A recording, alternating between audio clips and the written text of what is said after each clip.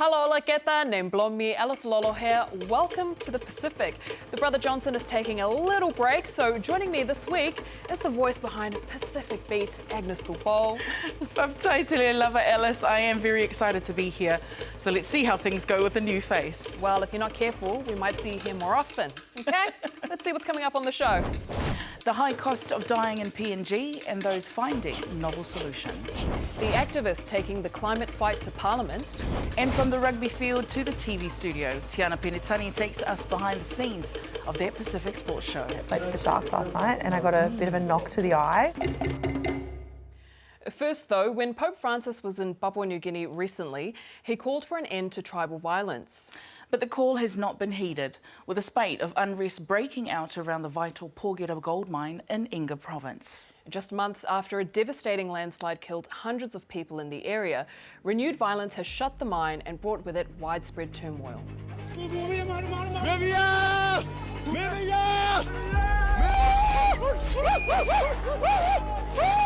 What started as a tribal dispute has erupted into full-blown warfare. With communities around the Porgera gold mine decimated in the wake of renewed violence, as many as 20 to 50 people have died.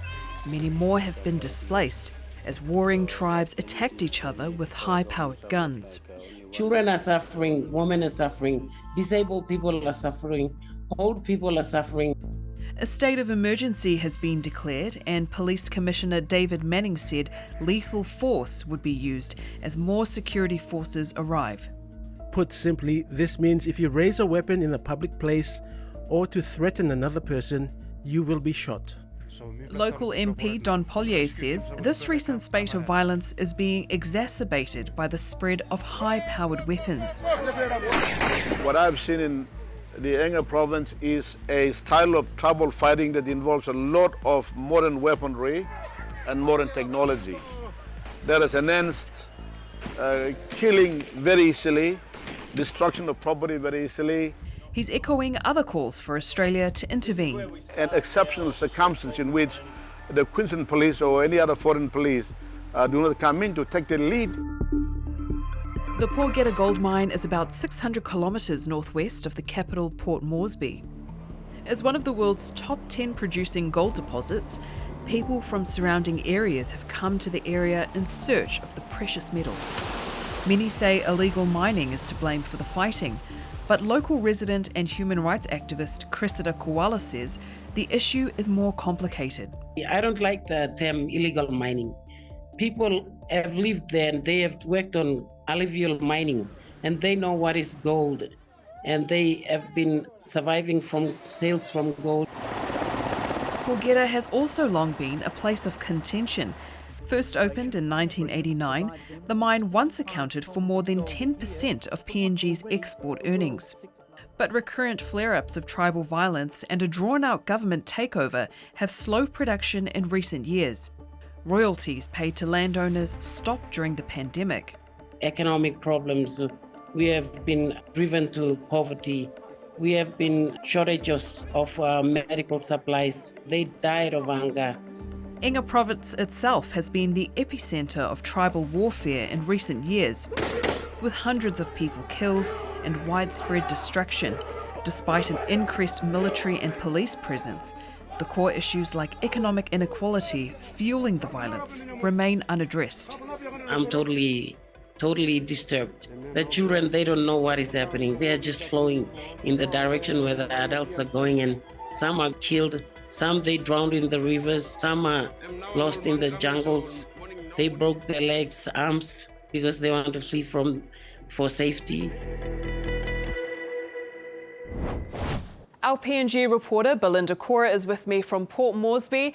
Thanks for joining us, Bells. Thank you very much for having me. Now, a state of emergency has been declared, but has the government announced any other measures? Yes, a state of emergency has been declared for Porgera. Porgera, one of the districts in the Highlands province, as in it is still to extend on that. At this point, we have personnel on ground. The Prime Minister announced just days ago that we have additional manpower or security forces here in Port Moresby that will be flown into the district to also assist those on ground. So we're hoping that the leaders in the province, in Enga itself, will be able to also go on ground and speak to the people there who have been affected, those who are also involved, to also find a way forward in finding a permanent solution to an already disturbed and destroyed province at this stage. But it hasn't all been bad news this week. PNG, of course, celebrated their Independence Day. Yes, Independence Day was on Monday this week, and celebrations by business houses, communities, villages, provinces, schools started earlier on last week from Thursday onwards. We had a flag-raising ceremony on Monday morning by the Prime Minister, who also gave his independence address after he actually survived a vote of no confidence days before independence. There was a sense of hope. I was actually there at Independence Hill to listen to the address and also see thousands turn up for that flag-raising ceremony. A sense of hope amongst the people, a sense of relief, I should say, and trying to go forward after 49 years of independence. And hopefully we can see some adjustments to what the Prime Minister had said in terms of economy, improving the economy and job opportunities for especially the young population in the country. So yes, everyone's hoping for some reality changes, realistic changes in the next couple of months. Yeah, hopefully those changes come through in time for the 50th independence next year. Just finally, Bells, we're about to see a story you produced about the high cost of death in PNG. You know, we know death is a big deal with lots of customs associated with it, but for everyday people, it can be expensive too. Yes, very true, Alice. This is coupled on the increasing cost of goods and services we're currently faced with here in Port Moresby and also in other provinces. Trying to give a decent burial and farewelling a loved one. Alice, it is expensive, and I think I should also point out that in the last couple of months, a good thing has actually come out of it, a sense of unity, a sense of families coming together to help one another. And that's a good thing about being in the Pacific, I should say. In Papua New Guinea, families remain a pivotal importance and priority because when you're in times of need, you can actually reach out to your family member, and a clan and a village will turn up to make sure that your loved one is actually given the decent burial. You're able to cover costs. And what people and what families are now considering is that it will happen to me one day. So if I do show up to help this family member, I'm able to get that return of benefits in order to also bury my loved one in the village. So Alice, it is now changing, and I'm seeing that a lot of families are now also helping each other to try and ensure that their loved one is brought back to the village.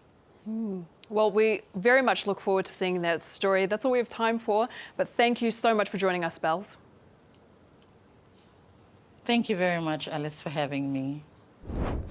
So as we just heard, here's Belinda's story, produced with Hugo Hodge, about the high cost of dying in PNG and those finding ways to help each other to address the issue. When someone dies in Port Moresby, this is where their body comes. All people may come stop here. Kisim die blow go one map like repatriate him or some here or plan here. Me like me said me talk here me come Gulf so me back sim blow me go Gulf. Mourning families wait patiently to retrieve bodies. The red ribbons indicate a dead body is on board. Services at Port Moresby's only public morgue are at breaking point. Every 6 months, city authorities take mass graves for the hundreds of bodies which get abundant here. Over 800 bodies ended up in mass graves in the last year alone. Lo put him diamond lo morgue am own cost blem la put him, but rouse him me bla. But sometimes depend on financial side all families are facing. Some families got money, I'm rousing body here 1 week or 2 weeks. Sampla no money. I'm start maybe averaging 1 month, 2 months. Sampla no money. I'm all carrying go mes burial here. In PNG, we treat death as a special community mourning event. Yet in the capital city, the dead have been neglected. And shedding light on death here isn't easy. The situation in the morgue might not be a good sight for people outside. So I think that's the whole reason why we're not allowed to go into the morgue or even the hospital premises at this stage. Part of the problem is the strain placed on families to fulfill their customary obligations to the dead. Nice to see you again. It's been a while. At Moresby Theatre, playwright Andrew Kuliniasi is rehearsing for his play about house cry, or house of crying. It's a custom where families will often drop everything to host mourning ceremonies. They sometimes last for months at considerable expense to the surviving family. We need to get his body out of the morgue and to a funeral home. You need to start organizing how we carry body from place. We need to start thinking realistically. We can't even afford any of that. Why are you being so negative? You of all people should believe that all this is possible, Pastor Braxton. If I had all the money and even making me, I'd do it for my father. So For My Father is a play about 4 siblings who all live in Moresby, and their father passes away. And they are faced with the financial burdens of a house cry. Problem is they're poor and they don't have the means to pay for it. When I wrote For My Father, it was off of the heels of my grandfather dying.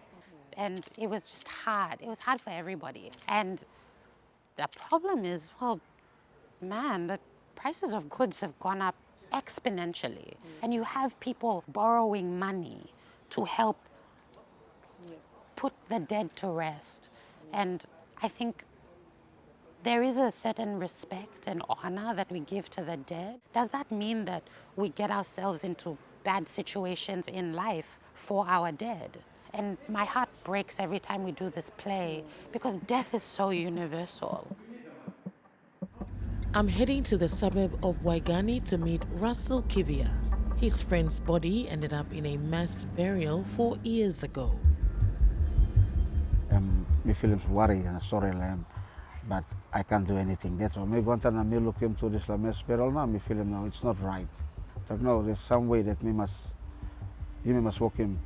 Son up, me walk him where you must stop him. Do away with this mass burial. I think that's our whole idea. Me create him this Link Foundation, why we call him Final Journey on Foundation. Port Moresby attracts migrants from all over the country. When death strikes, it's custom to repatriate bodies back to the villages, but not everyone can afford it. This is where Russell and his band of volunteers are trying to ease the burden. We give more coffin, donate him coffin to our family members. You go now, okay, me practice him on the bus, and to help him transport him body blood. I think so far, I think me must sell him 80 plus bodies finished throughout Papua New Guinea. When we live still alive, we don't take it serious about looking after. But when it comes to death, PNG, we take it serious. But Russell wants those in power to do more. I think all our leaders too must look him also. After all, those people living in the city, even a market, well, mama market loss, road, informal sectors, going through informal sectors, so white seller is not working. But they are taxpayers, after all. Everyone pays tax. Now time all die. We forgot about that. And something to think about every 6 months or... I'm hoping that this interview catches the eyes of the politicians so that we shed light to the dark and grey and gloomy area of dealing with deaf people. Leading health sector expert Dr. Sam Yokopua has worked as an advisor to the national government and says previous attempts to tackle overcrowding at the morgue have gone nowhere. We have focused on living and we let go to death. Port Moresby General Hospital was designed for a population of 200,000 in 1960, but with the city's inhabitants now swelling to over 1 million, health services have struggled to keep up. So the morgue has never been increased or extended. it's been the same. They've tried to put in some additional containers, but continually break down. Politicians must take the lead, not only dealing with the health or dealing with the living, but we need to deal with the death. They are okay because they've got the money and they've got the power. What about 99.99% of the people? The hospital says it has negotiated $15 million in funding from the Indonesian government for a new 500-capacity morgue. But until then, the bottleneck is about to get even worse. This is the 9 Mile Public Cemetery where the mass burials happen, and it is also running out of space. Nobody will avoid death, but happening is they think that they can avoid death, so they're not prepared for it. Lois Pakop, governor of the National Capital District, which is responsible for the morgue and the cemetery, has agreed to meet me here for an interview. We are almost coming to the full end of the land area here. We don't have much more land to go. Maybe 3 or 4 more months or something like that, 6 months at the most. By our culture, we want to give our loved ones a decent burial or decent send-off. It's our pride, our responsibility and obligation. Not many can afford that. So that's why reluctantly they leave their loved one in the morgue and they pile up, and then we have no choice but to do mass burials. But in a country grappling with many challenges for the living, the dead aren't necessarily front of mind. Governor, any plans by city authorities or yourself to address that before that reaches that capacity?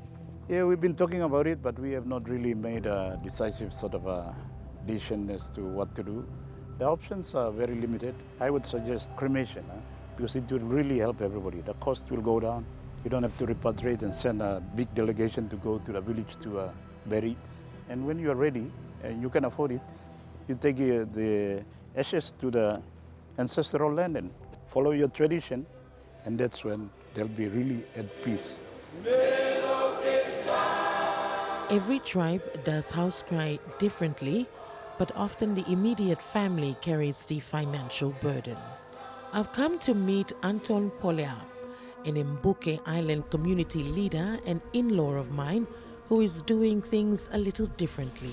Hello, good morning. You're right. Morning. Okay, thank you, Lokam. Anton coordinates a community-based insurance model which ensures grieving families are looked after financially. So we must always return to the island. You decide to be buried back on the island, we make every effort to return you back home.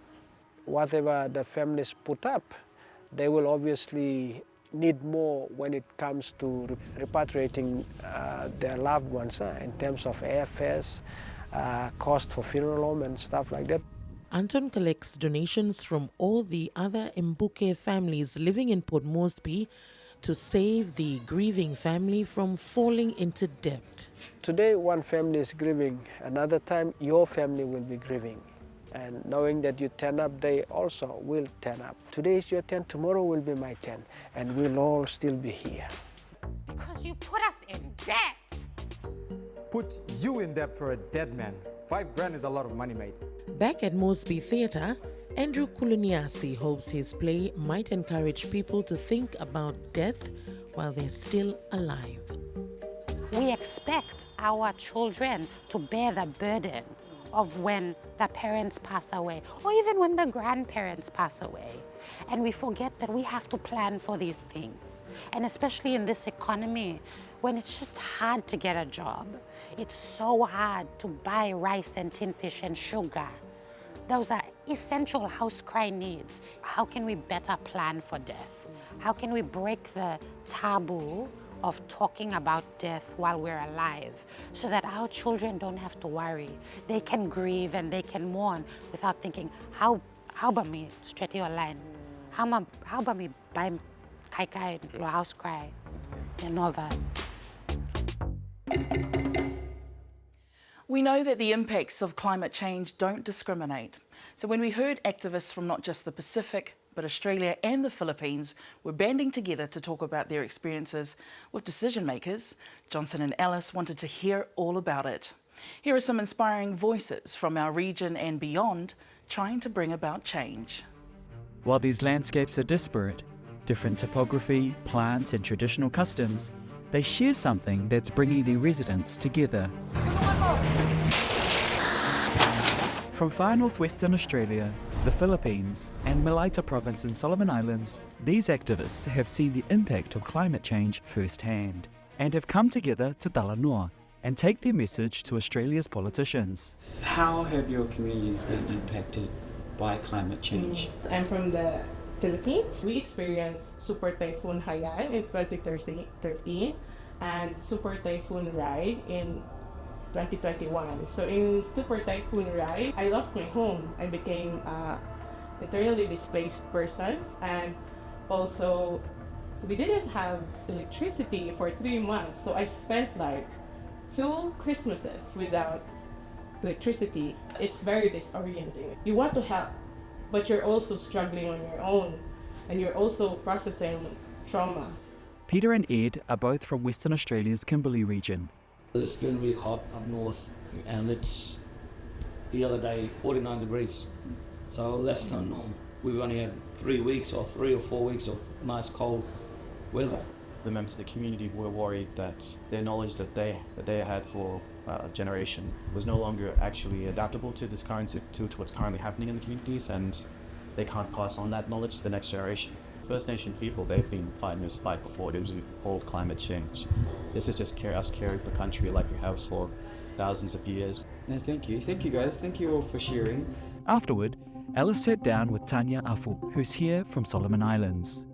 This is not just something that is happening to our islands. This is something that is threatening the lives of the people who have contributed nothing to the climate crisis. I come from one of the frontline communities in the northern part of Malaita province, and one of the things that I've witnessed is the increasing sea level rise. I've seen how it has destroyed some of my family members' houses. It has flooded the village when we have high tides. From my island, the only means of transportation to the mainland is by canoe. So the gardens, schools, access to services is located in the mainland. So when we have, this heavy rainfall, prolonged rainfall, storms, it's not safe for the women to go to the mainland. A few days later, Tanya and the others took their message to Parliament. 2 of the key messages that I am here to advocate for is supporting the Loss and Damage Fund, because Australia also supported the establishment of this fund. However, no money has been put into the fund yet.